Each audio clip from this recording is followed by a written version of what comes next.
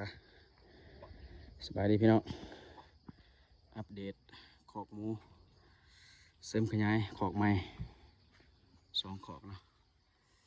อิงตำงบพี่น้องเลยงบน้อยก็เฮ็ดตามงบเนาะใหม่เนี่ยมันนำมาจากห้องเรือยเซลล์เขาอยู่ห้องเรือย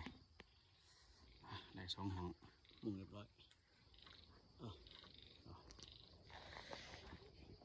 ส่วนตัวนี้สิปรับปรุงใหม่นะพี่น้องเนาะตัวนี้สิปรับปรุงใหม่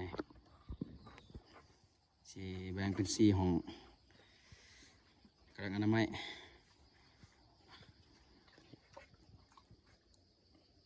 เรียบร้อยไปตัวนี้สิขยายสิปรับปรุงใหม่เนาะสิปูใหม่ปูพื้นแล้วก็คันเป็น2ห้องวันนี้เป็น4เนาะคันเป็น4ห้องเดี๋ยวมันแห้งก่อนเนาะ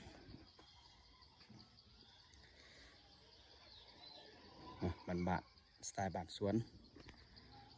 สไตล์บ้านสวนพี่น้องบ้านสวนเนาะมีไก่มีสมบังน้าเดี๋ยวคลิปหน้าสิอัปเดตบ้านสวนตัวนี้ก็อีกของนึงแล้วเนาะสำเร็จไปละโดนเติมละ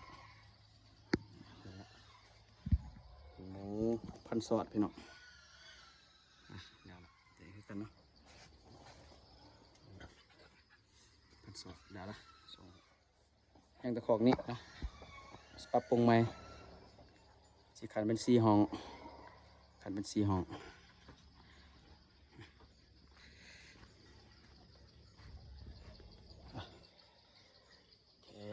ไฟเขาปกติเจอกันคลิปหน้าพี่น้องอัปเดตบ้านสวน